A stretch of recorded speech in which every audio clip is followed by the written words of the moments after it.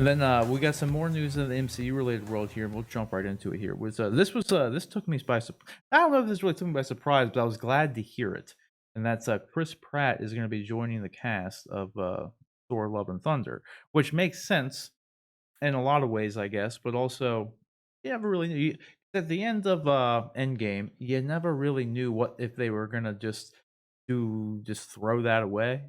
You know what I mean? Just like the whole setup of as Guardians of the Galaxy, it could have been wrapped up and just it could have been kind of like Iron Man 3 and Tony throwing away Tony retiring from Iron Man, but then you see him again in Avengers, like the next movie. Like, they just Yeah. throw that whole thing away.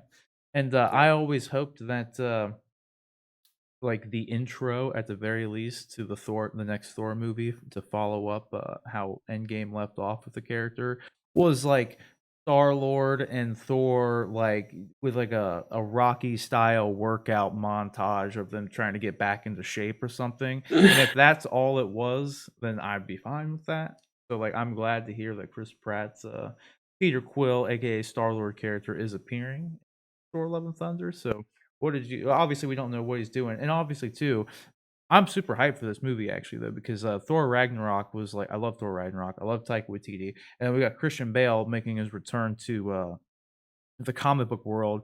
Presumably, I think yeah, like in the article says we think he's playing the villain, but we don't know what he's gonna do, so I'm super excited What to see what villain? happens. Like, so what do you think about all this?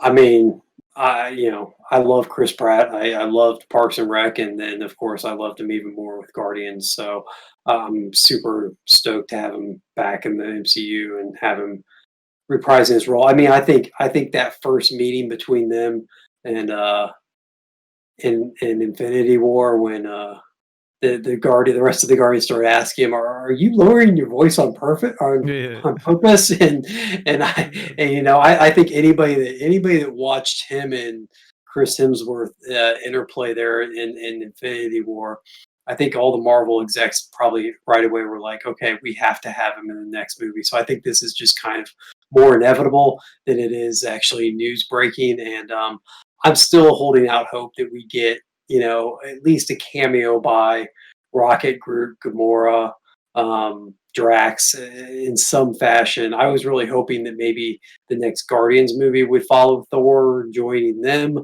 but it looks like because of timing and maybe the way that things are rolling out, that might not be the case. So maybe it'll be a buddy comedy between the two of them. But I'm looking whatever they do, I'm sure it will be good. I'm looking forward to it.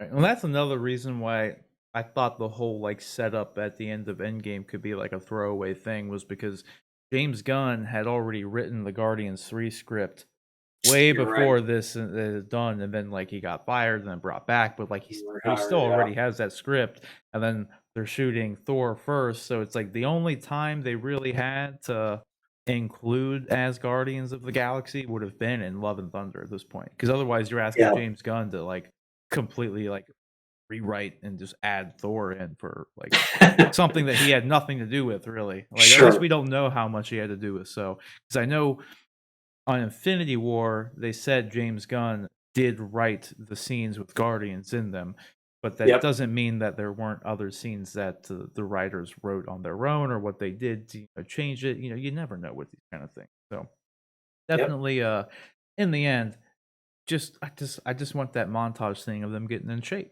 Like I think that'd be the best thing for it to do, and then they could part ways after that, and then that's it. Totally fine with it. So they're packing a lot into this movie, so I really don't know. Kind of like with Jared Leto's Joker showing up in Justice League. I don't really know where Star Lord fits into Love and Thunder. With you got like Natalie Portman rather, returning to the franchise itself, but she's playing, Jane Foster Thor. You got all, there's just a ton of stuff going on here. Christian Bale doing something like I don't know. We'll just have to wait and see.